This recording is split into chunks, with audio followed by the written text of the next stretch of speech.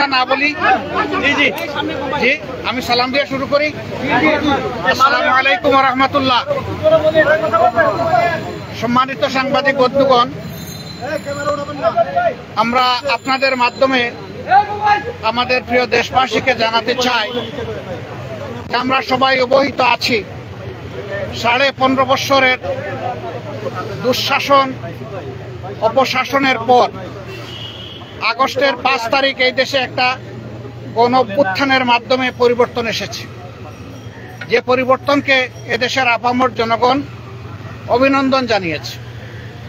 আমরা আরেকবার এই গণ অভ্যুত্থান যাদের নেতৃত্বে সংগঠিত হয়েছে, যারা জীবন দিয়েছেন, দেশে প্রবাসে যারা অংশগ্রহণ করেছেন, তাদের সকলকে দেশবাসীর পক্ষ থেকে, বিশেষভাবে আমাদের দলের পক্ষ থেকে অভিনন্দন এবং কৃতজ্ঞতা জ্ঞাপন করছি। এ সময় যারা নিহত হয়েছেন, আল্লাহ তাআলার দরবারে তাদের আত্মার মাগফিরাতের জন্য দোয়া করছি। যারা আহত হয়েছেন তাদের সুচিকিৎসা নিশ্চিত করার জন্য আমরা সরকারকে আহ্বান জানিয়েছি এবং আল্লাহ তাআলার দরবারে তাদের সুস্থতা কামনা করছি।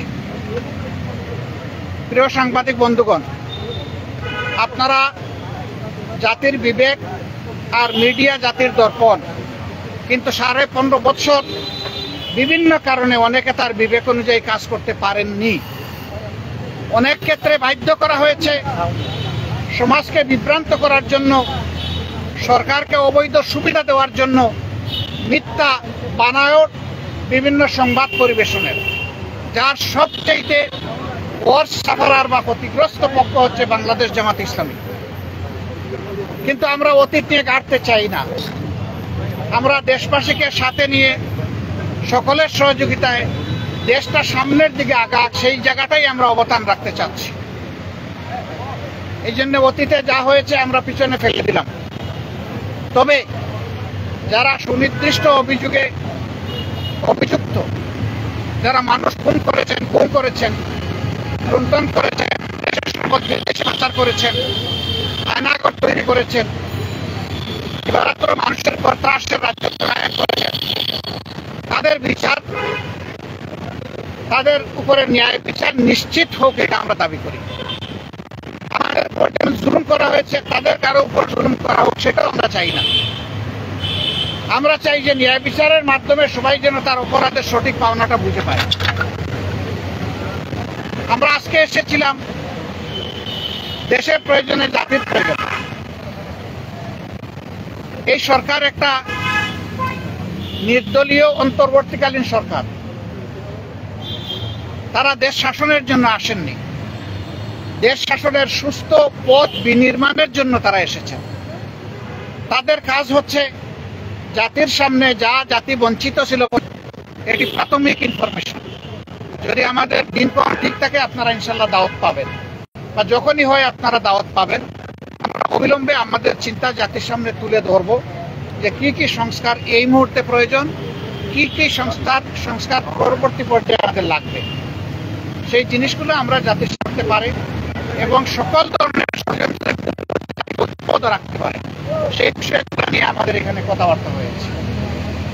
আমরা আশা করছি এই বর্তমান অন্তর্বর্তীকালীন যে সরকার আছে, তারা কোনো ধরনের পক্ষ বিপক্ষের মানসিকতা না নিয়ে, বরঞ্চ নিরপেক্ষ দৃষ্টিকোণ থেকে তারা দেশকে একটা ভালো জায়গায় নিয়ে একটা সুষ্ঠু নির্বাচন তারা দিতে সক্ষম হবেন। এবং এই ক্ষেত্রে এইটাও আমরা আশা করছি যে এই সময়টা এই প্রত্যাশাকে ফুটিয়ে তোলার জন্য এবং আগামী দিনে একটি বৈষম্যহীন বাংলাদেশ গঠন করার জন্য, যেখানে ইনসাফ ভিত্তিক সমাজ প্রতিষ্ঠিত হবে এবং কারো উপর কোনো ধরনের জুলুম দল কিংবা ধর্মের কারণে হবে না, এমন একটা দেশ, ঐক্যবদ্ধ জাতি গঠনে আপনারাও আমাদেরকে এই কাজে সহযোগিতা করবেন, দেশবাসীকে সহযোগিতা করবেন। আপনাদের সকলকে ধন্যবাদ। হ্যাঁ, এখানে একটা প্রশ্ন এসেছিল, আসন্ন দুর্গাপূজায় আইন শৃঙ্খলা পরিস্থিতি সুন্দর রাখার জন্য করণীয় কি। আমরা সেগুলো আলোচনা করেছি। আমরা বলেছি জনগণের পার্টনারশিপ লাগবে, সরকারের সাথে জনগণের সম্পৃক্ততা রয়েছে। এই সরকার এবং জনগণ মিলে। সকলকে ধন্যবাদ। আপনারা যে সংস্কারের প্রস্তাবগুলো করেছেন সেখানে আসলে কোন বিষয়গুলোকে আপনারা ফোকাস করেছেন? সেই কথাটাই বলছিলাম যে বাদা ঝাঁপির মূল্য লক্ষ টাকা, খুলে দিলে দাম কমে যায়। ইনশাল্লাহ আমরা ঝাঁপির মুখ খুলবো আগামী 9 তারিখ। সেই পর্যন্ত আমরা ধৈর্য ধরে অপেক্ষা করি। এই অপেক্ষা করার জন্য আপনাদেরকে অগ্রিম ধন্যবাদ। সেটা বলেছি যে সংস্কারের টাইমলাইন কি হবে, আমরা দুটো রোডম্যাপ চেয়েছি, আপনারা জানেন, আপনাদের মাধ্যমেই চেয়েছি, দেশবাসীর কাছে জানিয়েছি, আমরা সরকারকেও জানিয়েছি। একটা রোডম্যাপ হবে সংস্কারের, আর একটা রোডম্যাপ হবে নির্বাচনের। নির্বাচনটা সম্প্রতি রয়টার্সের এক প্রতিবেদনে সেনা প্রধানের বক্তব্য এবং জাতিসংঘে যাওয়ার পরে প্রধান উপদেষ্টার প্রেস সচিব তিনি যে বক্তব্য দিয়েছেন, এইসব নিয়ে আলোচনা হয়েছে কিনা? না, আমরা কারো বক্তব্য এবং বিবৃতি নিয়ে স্পেসিফিক কোনো আলোচনা করি নাই এবং এটা আমরা আলোচনার সাবজেক্ট বানাতেও চাই না।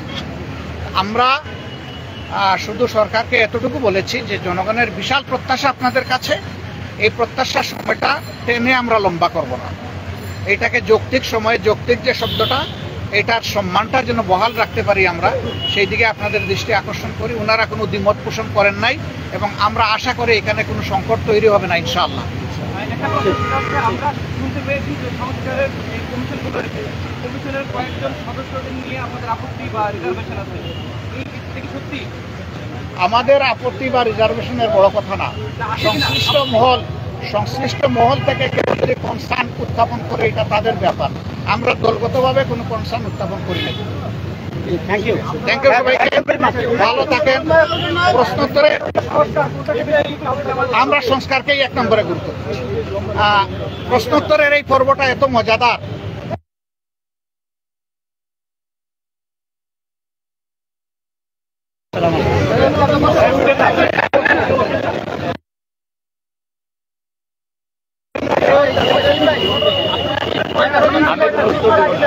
জন ছিলেন 13 জন